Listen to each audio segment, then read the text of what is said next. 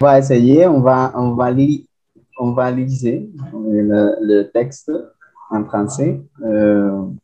Los girasoles ciegos, une métaphore de la dictature.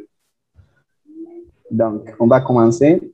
N'importe pas que vous soyez latino-américain, européen ou d'autres rencontres du monde, parce que vous pouvez reconnaître et comprendre les erreurs des dictatures. Mais si vous n'avez pas connu ces sentiments, je vous invite à voir Los girasoles ciegos.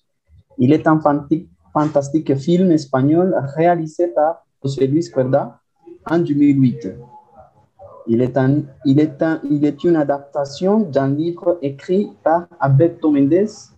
Cette même année, le long métrage a gagné le prix Goya à meilleur scénario adapté par le travail du célèbre réalisateur et scénariste espagnol Rafael Azcona. Le film reconnaît l'histoire d'une famille qui souffre la répression et la persécution d'un régime franquiste instauré en Espagne des années 1940, de l'après-guerre civile. D'un côté, Elena Maribel Verdú et son fils Lorenzo. Roger Princep habitent dans un petit village à Galicia où ils paraissent avoir une vie quotidienne. Mais la réalité, c'est super différente. Bien que je, de la société du film, elle est une femme qui a perdu son épouse, Ricardo Javier Camara, à cause de la guerre. La vérité, c'est qu'il s'est caché dans sa propre maison parce que ses idées républicaines représentent silencieusement sa peine de mort. Mais ce n'est pas tout. De l'autre côté, ça trouve Elenita. Irene Escolar, la fille adolescente qui était enceinte et s'enfuit avec son petit ami Lalo, Martin Rivas, car il est poursuivi par la police.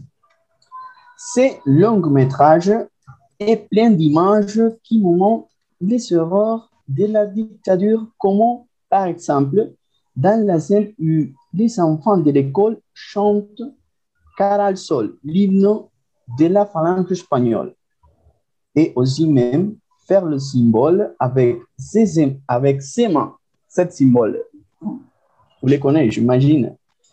De plus, le photogramme à la maison où le père de famille ne pouvait pas sortir de sa cachette sans fermer les fenêtres parce que sa propre ombre est devenue l'ennemi, c'est-à-dire une vie pleine de silence, obscurité, mensonges et privation produit deux pensées différentes.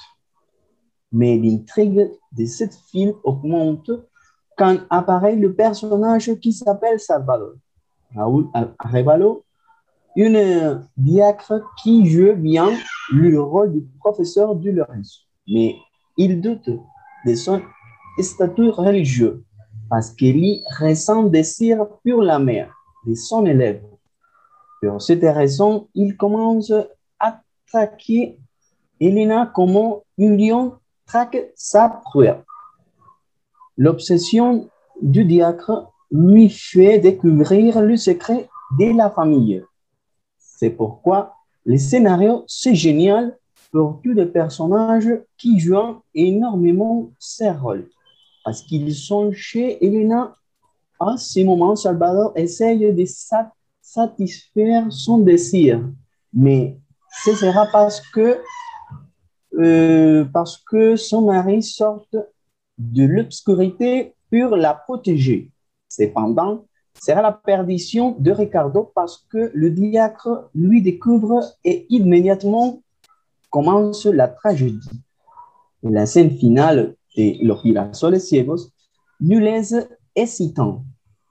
Le détail dramatique apporté à la scène sont remarquables et permettent la transmettre le message que Cuerda et Ascona ont donné à son film, montrer le portrait des erreurs, souffrances et tragédies de la dictature à partir de la survivance d'une famille républicaine. C'est un film à voir absolument. Et c'est tout. Voilà. Ok, merci beaucoup. Bueno,